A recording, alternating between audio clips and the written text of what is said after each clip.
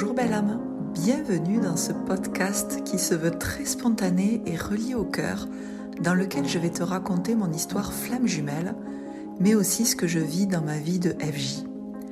Dans cet espace, je vais également te partager les sujets qui font sens pour moi et qui me tiennent à cœur en lien avec bien sûr les flammes jumelles, mais aussi la reconnexion à soi. Je suis Marissa Hugued, en relation FJ depuis plus de 25 ans et mariée à ma flamme jumelle. Je suis éveilleuse d'âme et auteure. J'accompagne depuis presque 10 ans maintenant les personnes qui viennent à moi en étant reliées à leur âme. Je leur transmets les messages que j'entends, que je perçois, tout en libérant leur mémoire bloquante. Depuis quelques années maintenant, j'accompagne de plus en plus de flammes jumelles sur leur chemin d'éveil. Bienvenue dans cet espace qui se veut authentique. Je te souhaite une très belle écoute. Et si ce podcast te plaît, n'hésite pas à laisser un commentaire. Merci.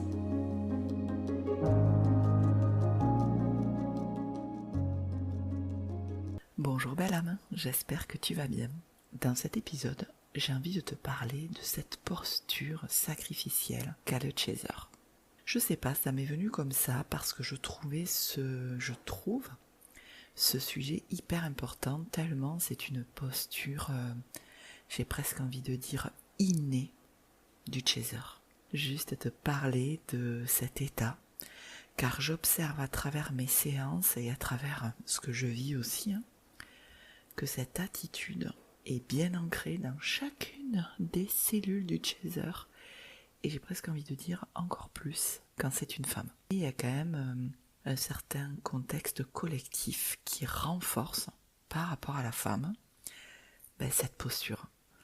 Déjà quand on parle de posture sacrificielle, je trouve quand même que ça donne le ton, c'est quand même assez ce mot sacrificiel, je sais pas, pour moi ça me renvoie à quelque chose d'un peu trash, tu vois, d'un peu mauvais pour soi-même. Et cette posture, c'est comme si ça donnait le ton, posture sacrificielle, ces mots-là si forts, si intenses.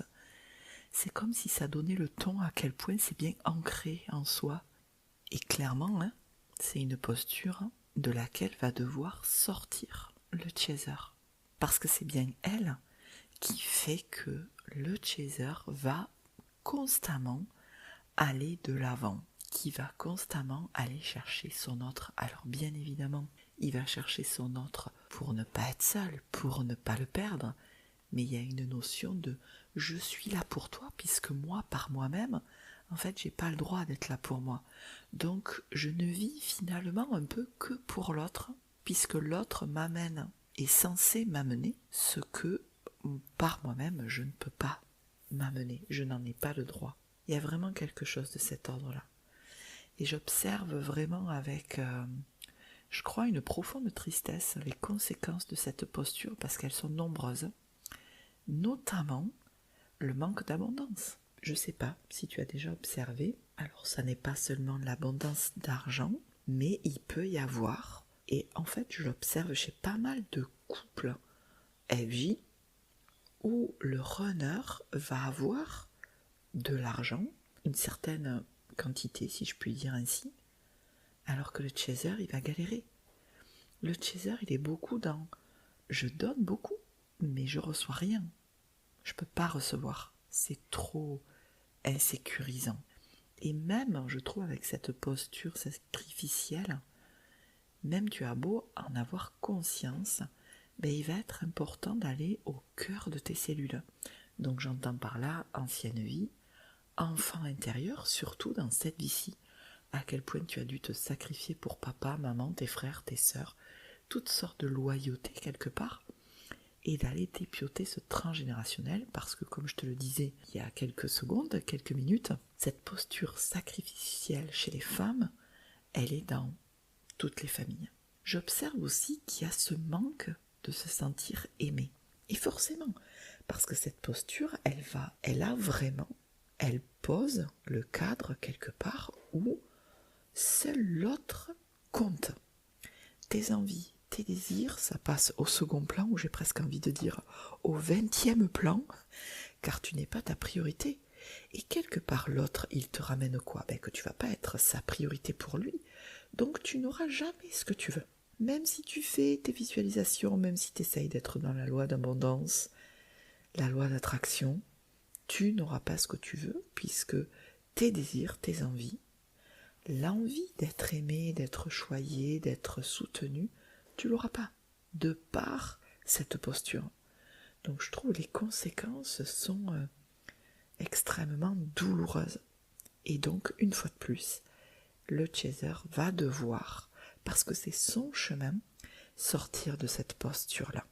Sortir du « je regarde vers l'autre » qui entraîne quelque chose comme « il m'agace ». Bon, il ou elle, on va partir du principe que l'autre m'agace. Il est toujours dans mes énergies, j'arrive pas à m'en défaire, je veux couper mais j'y arrive pas. Et puis moi je suis là pour mon autre, mais mon autre c'est comme s'il en avait rien à faire. C'est comme si il y avait que moi qui prenais entre guillemets l'effet miroir et que lui il vit sa vie. Mais tout ça, ça ramène à une part de toi qui ne veut pas que l'autre parte, qui ne veut pas que tu sois seul. Donc tu vas accepter, tu vas tolérer l'intolérable. Mais quelque part, c'est vis-à-vis de toi, tu vois, tu vas projeter sur l'autre ce que toi-même, tu n'arrives pas à voir de toi, dans quelle posture tu te places pour pouvoir tolérer tout ça. Et donc, au tout début de la relation, tu vas minimiser. Tu vas pas te rendre à l'évidence que tu donnes trop, parce que quelque part, ça te semble normal. J'ai presque envie de dire, ça peut même te faire plaisir. Je suis sûre que tu as déjà rencontré ces personnes qui justement donnent trop, sont dans ce sacrifice, mais il y a quelque chose qui dit en elles « mais ça va, t'inquiète, ça me fait plaisir », mais au fond, elles se rendent même pas compte qu'elles sont complètement coupées d'elles-mêmes et qu'au fond, elles auraient peut-être pas aimé dire ou faire ça. Donc, je te parle là de flammes jumelles, mais je suis sûre que tu l'as dans toute ta vie, en fait, cette posture. Que ce soit avec tes amis, au travail, la famille, c'est presque inné intérieurement, car c'est une posture où, malheureusement, en fait, on n'existe pas vraiment, et on fait tout le temps. C'est ce qui entraîne le burn-out. Hein. Lise Bourbeau, par rapport à ce sacrifice, elle parle de la blessure d'abandon. Alors, oui, et à la fois non. Je ne remets pas du tout en cause les travaux de Lise Bourbeau, bien au contraire, parce que clairement, ils aident, moi je trouve, au début du chemin de flamme jumelle, mais finalement au début de l'éveil à soi, que tu sois en chemin de flamme jumelle ou pas, en fait, ces travaux aident à mettre en lumière ce qui se passe. Mais à mon sens, c'est bien plus complexe que cela, parce que cette posture sacrificielle, par exemple, tu peux l'avoir parce que tu vas t'interdire d'être, et donc en lien avec la blessure de rejet. Tu vas t'interdire de ressentir pleinement ta sensibilité, et donc pleinement en lien avec ta blessure d'injustice. Je crois que c'est une posture qui est tellement ancrée en nous, où seul finalement l'extérieur compte, et surtout seul l'extérieur a raison, que ça serait fâcheux de la réduire juste à une blessure. Parce que quand tu es enfant, que tu vis la désapprobation, donc j'ai tendance à dire le rejet, l'humiliation, en fait qu'est-ce que tu vas faire pour survivre? Tu vas te couper d'une part de toi-même. Tu vas te couper de cette part créatrice qui est liée à la joie pour devenir ce que l'adulte te demande d'être.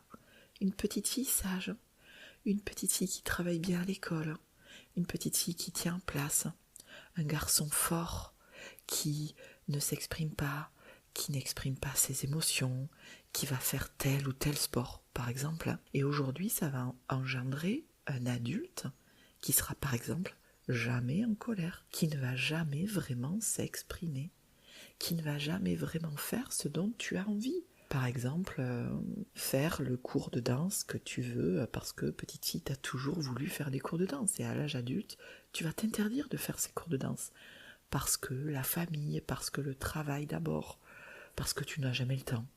Tout ça, c'est de la posture sacrificielle. Et tu vois, on est bien au-delà de la flamme jumelle. Et quelque part, il y a peut-être même quelque chose qui dit « je ne peux pas couper, je ne peux pas ne pas être là pour l'autre, parce que c'est mon job d'être là pour l'autre. Parce que si je ne suis pas là pour l'autre, je deviens quoi ?» Il y a quelque chose de cet ordre-là. Et si j'en reviens à cet adulte qui ne sera jamais en colère, pourquoi tu n'es pas en colère? Parce que être en colère, légitimer cette colère qui a au fond toutes ces injustices, trahison, ça serait peut-être devenir alors une petite fille ingrate, ou peut-être un petit garçon faible.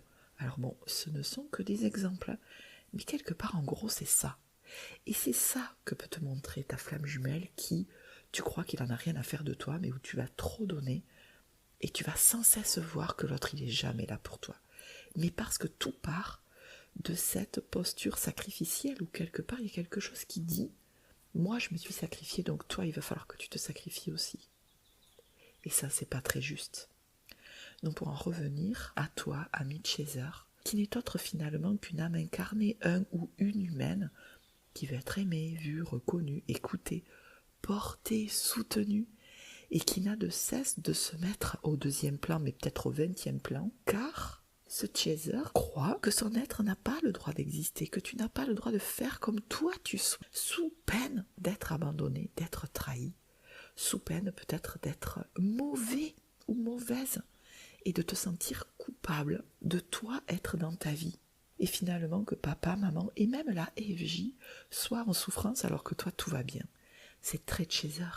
C'est très chaser de toujours se remettre en question, alors que tu es bien légitime de faire telle ou telle action, ou même de t'exprimer. Tu vas avoir de cesse, ou le chaser a de cesse de sans cesse, tu sais, tournicoter dans sa tête pour être bien sûr qu'il a le droit de poser cette envie, ou même cette colère, ou même cette tristesse, ou même cette phrase, ce mot. Je crois que le moment où tout ça, ça va changer, c'est quand il y a ce fameux switch, ce fameux moment où le chaser a pour la énième fois espéré, souhaité, qu'il s'est sacrifié et qu'il n'a rien eu en retour. Et là, ça va être la goutte d'eau, que dis-je, le barrage qui cède. Et à ce moment-là, le chaser a cette fameuse colère saine, cette colère où tu sens ce yang intérieur, où tu es capable de dépasser ta peur de perdre, ta peur de la désapprobation, ta peur d'être critiqué, mais surtout derrière ta peur de perdre, tu vas toucher cette colère qui va te permettre de poser tes propres limites à toi-même, ami chaser. Et c'est là où tu vas commencer à te détacher de ton autre. Tu vas sortir de cette posture sacrificielle parce que tu te rends compte que ça ne mène à rien, hormis une grande souffrance, parce que tu n'auras jamais ce que tu souhaites. En partant de cette posture-là, bien évidemment. C'est là que tu vas te retourner vers toi et que tu commences, je crois, vraiment le chemin vers toi. Où il y a vraiment, de façon thérapeutiquement parlant, il y a quelque chose qui dit « Ok, c'est la FJ, mais moi je vais travailler pour moi. » Parce que je me rends compte que tout ce que m'amène ma FJ, finalement, je le vis. Papa, maman, dans mon pro, avec mes amis, mais finalement avec moi-même. Et c'est là que le chaser, que tu commences à sortir de ce trou dans lequel tu t'es mis. Alors on est bien d'accord que c'est tout un chemin. Que comme cette posture, elle est partout, j'ai presque envie de dire que le chaser, il est câblé comme ça, quoi. Prédisposé à avoir cette posture sacrificielle. C'est donc un chemin. Donc même si consciemment tu veux te sortir de là, tu vas peut-être te rendre compte, malgré toi, que ça te demande un certain effort. Où tu vas presque devoir combattre, entre guillemets, même si je sais que le mot il est un peu fort. Attends, j'aurais presque envie de dire plutôt négocier avec tes propres démons. Alors là aussi, le mot démon, c'est pas top. Avec tes propres parts de toi qui n'ont pas eu d'autre choix que d'adopter cette posture parce qu'elle t'a été transmise de mamie, de maman à toi-même. Et ces parts de toi intérieures, elles ont quelque part un bénéfice secondaire. Donc si je devais te poser une question là maintenant, quel est ton bénéfice secondaire à rester dans cette posture sacrificielle? Alors il se peut que tu n'aies pas la réponse pif paf pouf maintenant. Et que tu te dises non mais n'importe quoi, en fait il n'y a aucun bénéfice à rester là-dedans. Mais si, c'est ce qui fait que pendant toutes ces années, tu as préféré, et c'est pas du tout un jugement parce que mon Dieu que je connais cette posture, c'est préféré rester dans cette posture parce que derrière il y avait un grand méchant loup. Derrière il y avait, ou il y a encore, que tu crois dans ton système, parce que tu es bien adulte, donc il y a clairement plus trop de danger, en tout cas je l'espère pour toi, mais ton système il croit qu'encore qu'il y en a un. Donc ça va peut-être être,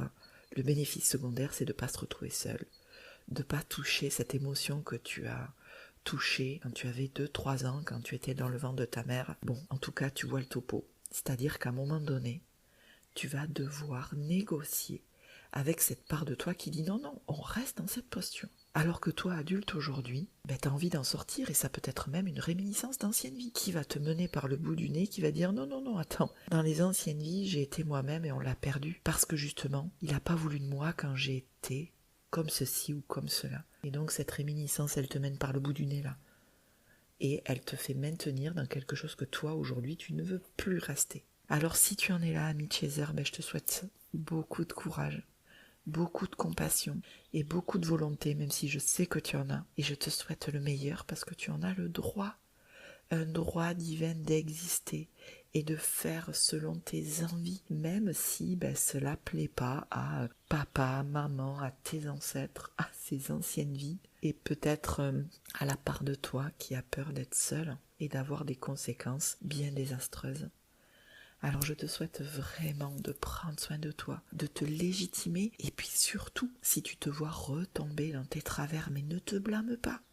Tu sais, comme on dit, Rome ne s'est pas construite en un jour. Donc ça fait peut-être 20 ans, 30 ans, 40 ans, 50 ans que tu es avec ce pli-là. Et je compte pas les anciennes vies, je te parle juste de cette vie-ci. Donc, plutôt que de t'accabler, sois dans la compassion pour la part de toi qui préfère encore être dans ce sacrifice, parce que c'est sa seule façon, pour elle, c'est ce qu'elle croit, d'être en sécurité, de ne pas perdre ta vie, de ne pas avoir quelqu'un en face de toi qui pourrait te critiquer ou peut-être même en 5D, dans l'astral. Je n'en sais rien, mais peut-être que cette part de toi t'aura envie d'être en colère contre elle, cette même colère que tu projettes contre ton runner. Au final, tu te rends compte que c'est de toi à toi, que tu es en colère d'avoir trop espéré, que tu es en colère d'avoir tout fait. Mais au fond, il y a une part de toi qui se disait, mais si je suis comme ça, si je fais ça, si je n'y dis rien, tout va bien se passer et je vais retrouver ou je vais vivre l'amour que je n'ai jamais vécu. Et là, tu as besoin d'être dans la compassion pour cette réminiscence, pour cette petite fille, pour cet ado, pour cette jeune fille. Je parle au féminin, mais toi, homme, si tu m'écoutes, voilà, pour ce petit garçon, pour cet ado, pour ce jeune adulte que tu as été. Et sache que tout va bien aller. Et vraiment, je te souhaite la paix, l'amour, et que tu oses te légitimer parce qu'une fois de plus, tu en as le droit d'exister et de vivre et de poser dans la matière tes envies et surtout tes besoins. Donc je vais arrêter là. Je te remercie infiniment de m'avoir écouté. J'espère que ça t'aura aidé si tant est que tu vis ça en ce moment. Et puis prends bien soin de toi, beaucoup d'amour, beaucoup de compassion. Et je te dis à tout bientôt dans un prochain épisode. Et n'oublie pas que tu fais comme tu peux.